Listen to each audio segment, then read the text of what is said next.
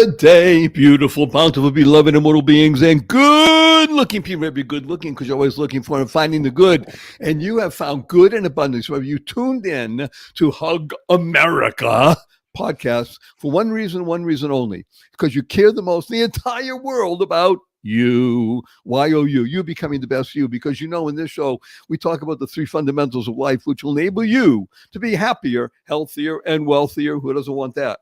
Three fundamentals, of course, are number one, life, your life has purpose.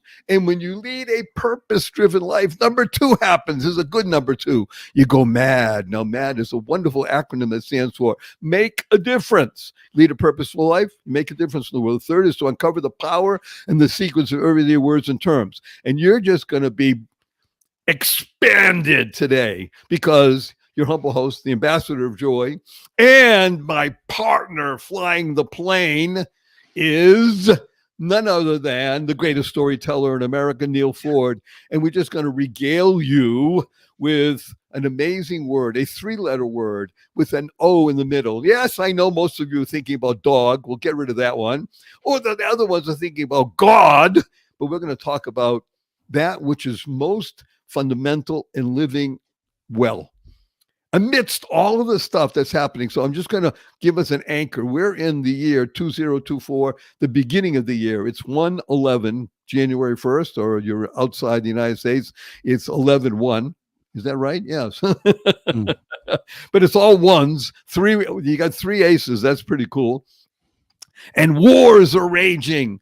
And people are angry, and there's marching in the streets. There's all kinds of stuff going on. It looks like the world is falling apart. Blah, blah, blah, blah, blah. And everybody knows that famous line, right, Neal? The famous Chinese curse. You should live in interesting times. However, says my dear friend, Mr. Lee, L.I., who was a mentor of mine 47 years ago. Mr. Lee told me, he said, most people, 98%, or 98.2%, as he said, don't know the corollary to that. That's the curse. What's the blessing? The blessing in Chinese is you should learn to live in joy daily. There's a curse. Live in interesting times. We do live in interesting times. Take up what Mr. Lee said. He was Chinese. Learn to live in joy. He said it like this, joy daily. That's where I learned it from. So with that, I'm going to turn it over to the greatest storyteller in America and ask him to regale us with any kind of uplifting, positive, purposeful, powerful, pleasant story that he can to bring more joy into the world. Thank you, Barry. I appreciate that. I really love today's subject because it seems as though when you wake up and somebody says, hey, you should live joyfully, your response automatically is, with all of this awful stuff happening around us, can we really expect to live joyfully? Is it almost irresponsible to be happy in the face of all of that misery? And the answer that I've thought about for a long time, and smarter people than I have considered for a great deal of time, is no, you are charged with living joyfully, like Barry, ladies and gentlemen, because Barry spreads that joy to other people wherever he goes. It's not just that he is living joyfully, but that he is spreading it. It's very difficult to be around Barry and not be happy. Have you noticed that? Have you noticed that you actually have to work to be unhappy when you are around Barry Shore? So Barry, I'm grateful for that, but I think your listeners ought to be as well. So here's my story for you. I'll start with this. Everybody walks around with an accent.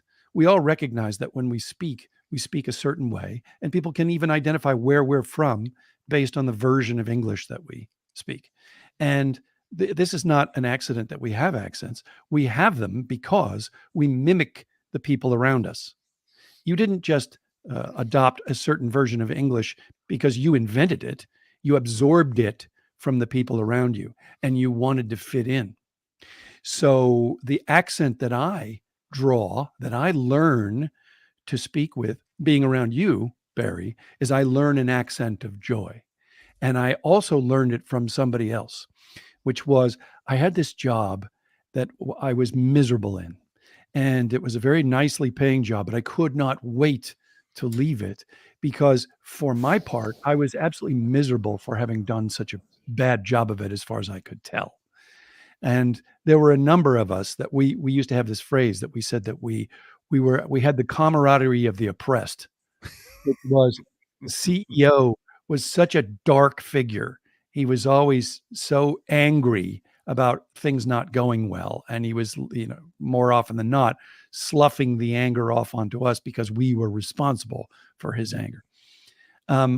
Were it not for a singular figure in the company, I would have walked around absorbing that accent, absorbing that darkness, and that ability to slough off my unhappiness onto other people as though it's their fault. This guy used to come into the office every day and he would announce over the cubicles in a very loud voice, happily, "Who is pissed off for greatness?" And he used to shout it that we were all very early risers. So we would get in the office around 7 o'clock, and around 7:15, 7:20, he'd roll in and that would be his announcement. "Who is pissed off for greatness?" And you couldn't help but laugh and smile. Now, there were days when I would wallow in my misery at what a bad job I was doing. And I would say to him, "I can't believe what a bad job I do." And he says, "You have to get mad. You have to get so mad you can't stay bad." And what he would do is he would laugh at my miseries and laugh at my tiny little things that I was worried about. And he would shove me playfully like, "Good Lord, I can't believe you're worried about that." And over time, it had its effect on me. He and the vice president of sales both had this patois, this lingo of happiness in the teeth of misery. They would just, no matter how bad things got, the worse they got, the more they would resort to this verbiage. They would say things like, "We're going to subdue," no, they would say, "I'm going to pulverize my expense report," or "I'm going to crush that sales target."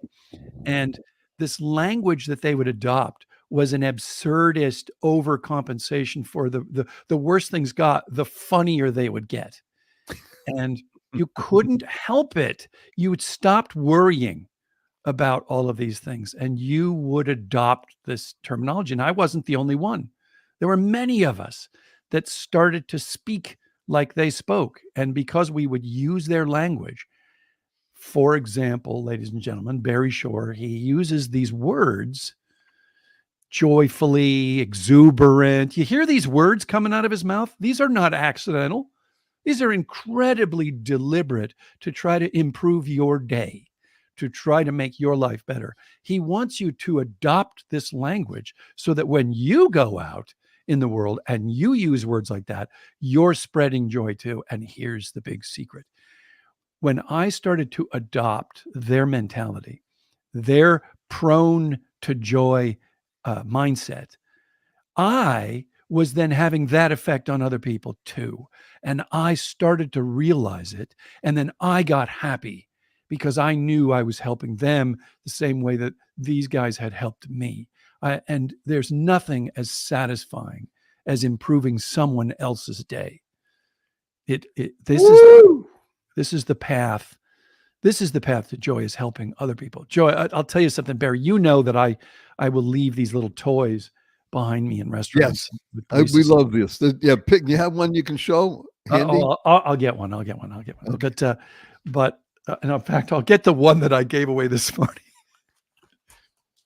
Okay, while he's getting it, the beauty and the genius of this interaction on Hug America podcast is about, remember, the first three letters of Hug America podcast are the first three letters of the word happy, because you are being tuned in with the greatest storyteller in America, Neal Foard, and your humble host, the ambassador of joy, Barry Shore. So let's see one of these now. Again, for those of you who are not going to be watching the video, but you're listening because you're walking along and scooping up dog poop, which we might talk about, Neal is going to hold up a little toy, Toy. Oh, Hot Wheels. A fancy one. This is a fancy one. Yeah, Hot Wheels, which are the very wow. Good. And normally I will leave behind something very, very small, some little plastic dinosaur or little tiny little troll doll or little animal, little cat or bear, whatever. Okay. So, but this morning I sort of went a little crazy and I got a Hot Wheels and I gave it to the server at the table, and he was absolutely touched. And he had confessed to me, he goes, I have a little bag of all of the toys you leave behind. And the reason I so love Hot Wheels is because everybody that gets these sort of freaks out in a good way. Like they think it's more expensive than it is. I think it's like $1.20. And, look, I'll add another $1.20 to the tip for sure. But if Barry, that if I added an additional $1.20 to the tip, I'm not sure they'd 100% notice, but they definitely notice this, because you're about to say something. Okay, I want to unpack something here that Neal just touched on that is so vital to living in joy daily. First of all, I have to share with you what Mr. Lee taught me about the word joy. Joy stands for, by the way, that's a 3-letter word with the O in the middle, not dog, not even God. Joy stands for journey of you. Journey of you. So I want to urge everybody to understand the depth of what Neal just shared with us. If, let's say it's $1.20 in the bill, whatever the bill was, and he leaves a tip, and he added in $1.20, even if they didn't notice it and say, oh, that's cool, get a little smile, but that's just a number and it goes away. It goes away. When you give him the Hot Wheels, he can touch it, feel it, smell it, look at it, play with it, maybe even pass it on. Yeah, there it you go. Becomes integral to the life of the being. And that's what we want to do. We're talking about touching the very essence of you. That's really how wonderful life is. You see, the stuff out there, and even maybe it's close to you, it's like lying down in a field, a beautiful, wonderful field of poppies. The scene from Wizard of Oz, just laying in the field, poppies, and dreaming and all kinds of wonderful things. And for some reason, a manure spreader comes by and spreads manure all over you. That's what it looks like to most people in the world, getting up in the morning and touching their thing that called the rectangle, my wife calls it, and being assaulted by the negativity of stuff that goes on. I'm going to make a categorical statement that most people will find hard to believe. I'm 75 chronologically. They don't find that hard to believe. That means I've been through a lot of stuff, seen a lot of stuff. Has it ever been worse? Oh, hello. If there was social media in 1968 during the Vietnam era, or the Democratic Convention in Chicago, the killing of Martin Luther King, the killing of Robert Kennedy, the killing of, stuff always has been, always will be. It's called life. Yeah. And that's the genius of joy. Joy is what brings you the ability to share. As wonderful Neal said, share is a great acronym that stands for spreading happiness and rejuvenating energy. That's the genius of joy. So we have about another minute before we're going to go to a commercial break, because we have wonderful sponsors that love us. I'm going to share with people that they should patronize the sponsors we have. Do you have a story that you can relate in 47 seconds? Yeah, well, I don't have a story so much as I just want to I want to reinforce what you were just saying about share and so forth and rejuvenating energy. It's this. In the same spirit that when I would go into work and this guy would restore my morning, restore my day, rejuvenate my energy by saying, who's pissed off for greatness? Because he was really just doing it to make us laugh. But I just want to say, you yourself, all of you out there, you can have an enormous positive effect on other people. And you can be the one that's doing that. And I guarantee you will be the big winner. That when you go and you seek to improve everybody else's, if you got a rough job and other people are in that rough job with you, and you're noticing suffering, and you got a bad boss, or you got a D-bag that's running the whole thing, you can nevertheless be the antidote to that. And think about that first. How can you improve the lot of the people around you? There you go. Okay, we're going to go for a quick commercial break. Again, we urge you to patronize the people that advertise with us because it's always worthwhile, or we wouldn't have them on. So we'll be right back after this brief message. Don't go away. There's more Neal and Barry on the other side of this. Any business leader who has stood in front of potential investors can tell you, creating a vivid, compelling vision of the future can be the difference between bankruptcy and billions. If you can move people with words, you can practically will things into existence. Something that seems impossible can be made to seem inevitable. But not with bullet points, with a well-crafted and well-told story. I spent 30 years in advertising, creating stories for giant brands, universities, and governments, and changing people's hearts and minds. And over those years, I accumulated a treasure chest of insights about how to entertain and inspire and move people. And I think I can teach you. Can you think of a tool more powerful than human speech? See how your value changes when you start to master the oldest human art form.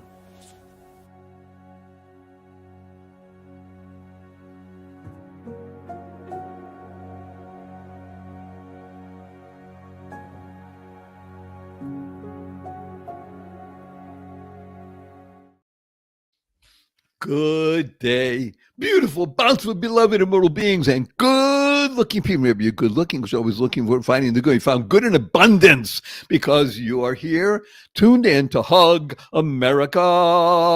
What a great thing to do. HUG stands for Heartfelt Unlimited Giving, especially now, the beginning of 2024. It's what's called an American election year. And an election year for the President of the United States is going to be one of the roughest that has ever been experienced. But again, you read history, there's always been these things. They are rough and tumble. Politics is the ultimate blood sport. So just be aware of it. And it's the same around the world. So there's always stuff that's happening. You make a choice. You have the ability to choose. The 6 most important words that you'll have internalized, utilized, and leverage in your life are choice, not chance, determines your destiny. Choice, not chance. How you choose to respond any given situation will not only help you on the path, but the trajectory. Choose to live in joy daily. Remember, it stands for journey of you. I want to mention something that wonderful Neal talked about just before the break, and that is the ability for you to be an influence for others. We call it a dose of hope. Hope is one of the greatest acronyms you can have internalized, utilized, and leverage in your life because hope stands for helping others progress every day. Helping others progress every day. How do you do that? Well, you can do it in simple ways. Smile. That works. You can tickle people, even strangers. Can you imagine going to a stranger and saying, "Can I tickle you?" Okay. And if they say yes, do it. If they say no, you say they run away from you because you think you're crazy. That's okay. Be crazy. But again, really, that's really out there. Only Barry Shore can do that once in a while. But you can just go like Neal, you could go buy flowers. Imagine this, go to a store and buy a bunch of flowers. They'll call them daisies. Maybe invest $10 and get 6, 7, 8, 9 of these things and just walk down the street and hand out a flower to people. Can you imagine what that would do for someone's day? Imagine for you, if someone gave you a flower just because you're walking down the street, would that give you a shift in perspective? Now, I've been working with people, as you know, Neal, for more than 4 decades. And 97.2% of the people I work with in the beginning, they drop the F and shift, and the other stuff happens. So you got to be effing careful with your Fs. You want to shift your perspective. So I'm going to ask you, greatest storyteller in America, just on the fly, but this is not rehearsed. We don't do things. We're here. You have a story about shifting perspective or opening one's eyes and being available to the world? Barry, you've heard me tell this story before, but it's probably my favorite of all, which is it's about how much I prefer minor league baseball to major league baseball. And it's because in a minor league ballpark, it's typically so much smaller than a major league ballpark that the fans actually have an effect on the outcome of the game. Their cheering matters to the people standing up there and trying to get a home run. And because, strictly speaking, I have to confess that the only reason I was mostly interested in minor league baseball versus major was just I couldn't afford to take the family to go see the Yankees. I mean, that's holy mackerel, you're going to drop a minimum of $500 if you've got a couple of kids. And I'm sorry, that's just not on. So we used to go to the New Jersey Jackals, which was $8 a ticket, and parking was free, and hot dogs were $1. And but the best part of it, Barry, was that every seat was close to the action. I mean, you were right there. And so you when somebody was fouling it off, you could hear every little nick, and you could hear the laces on the ball as they would throw a curveball. You could hear it. And so we were there at this game, and the Jackals were not a great farm team. They were one of these cast-offs that was not where prospects went to go and, advance their way to the majors. And we were playing a league powerhouse, which was one of those teams that had names on the backs of their jerseys because these were prospects, and we're getting our brains beat in. And I think it was the ninth inning, and we were down by about 7 or 8 runs. And my little girl, who was all of about 6.5 at the time, she says to me, "Hey, Dad, who's number 10?" She's looking down in the on-deck circle, and this number 10 is in there. He's swinging the bat and waiting for his turn to get up. And I look up in the Xeroxed program. Number 10, sweetie, that's Sanchez. So she runs down to the third baseline fence, and she yells to this guy, "Hey, Sanchez!" And he turns around with this quizzical look on his face, and she, in her 6.5-year-old glory, goes, "You can do it!" So the look on his face was a cocktail of amusement, curiosity. He was just all over the place with that. And he sort of strolled backwards a couple of feet, and then he made his way to the batter's box. Now, he was a lefty, so he could still see the third baseline while he was up at bat. And one more time, he's swinging the bat, getting warm while he's waiting for the first pitch. And he looks up again, and he sees my little girl up there, and she's, yelling and hollering. And so here comes the first pitch, and he just smokes it.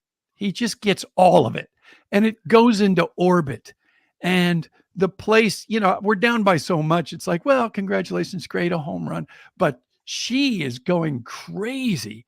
And this batter, Sanchez, he crosses the second base, and he's on his way to third, and he looks at her, and he gives her one of these. He goes, "I see you."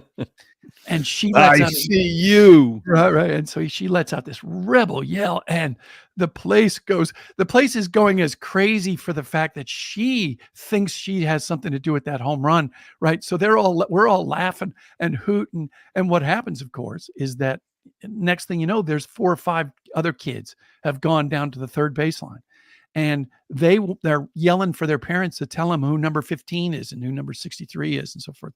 So what's happening is they're cheering on these young guys every time they get up to bat, and it starts a rally. It's legit. Guys are hitting for extra bases, and they're getting hold of pitches that they would have whiffed on before, and they're stealing with no signs. They're just into it.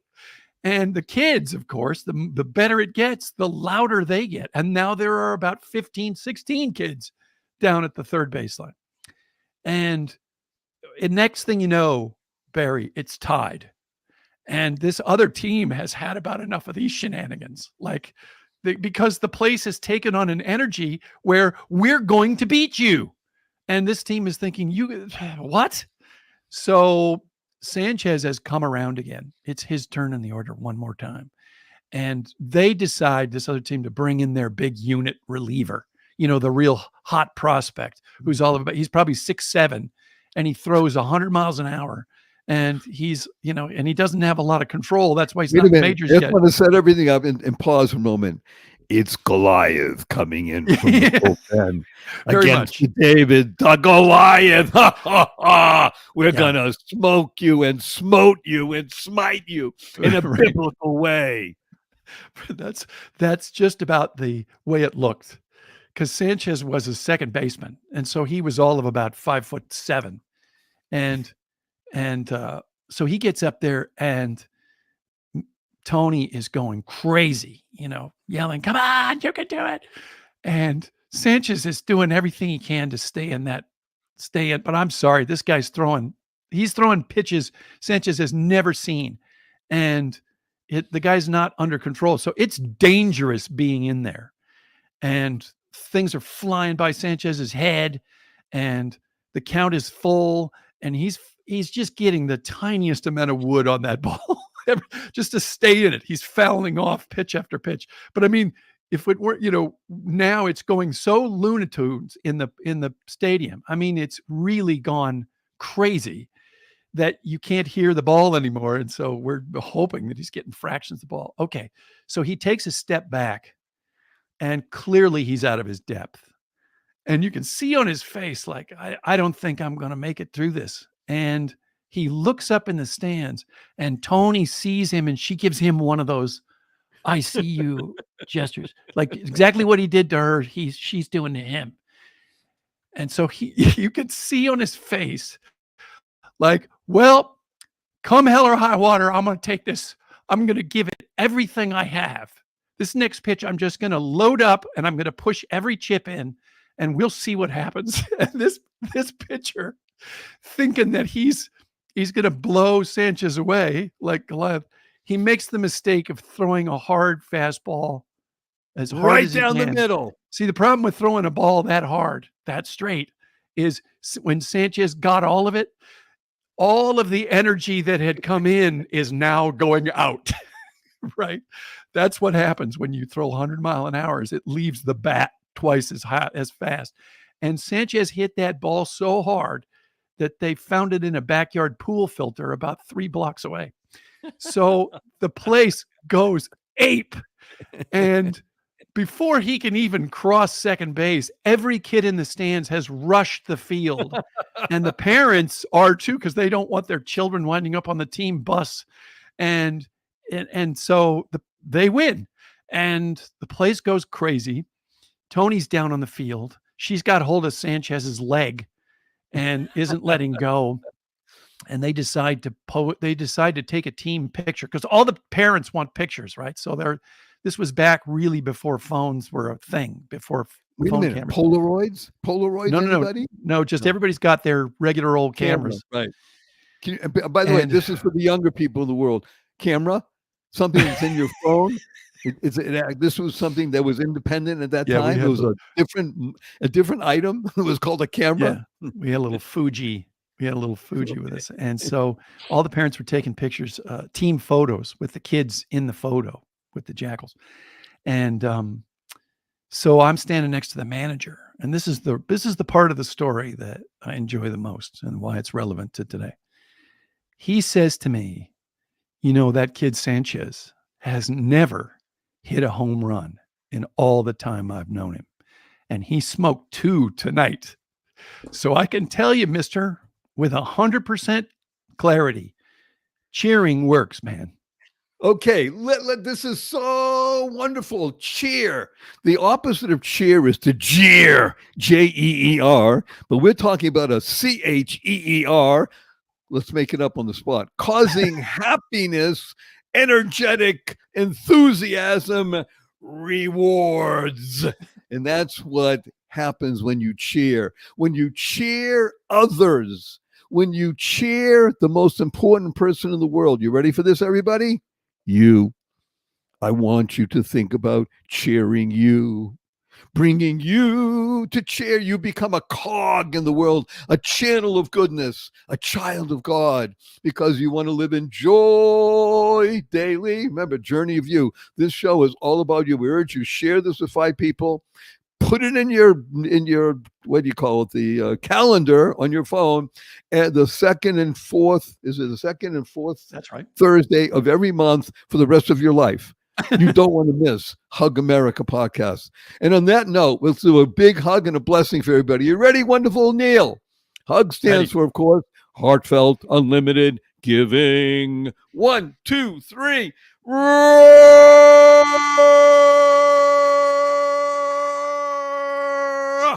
And our blessing for the greatest storyteller in America, the ambassador of joy, is go forth, live exuberantly, spread the seeds of joy, happiness, peace, and love. Go mad, go make a difference.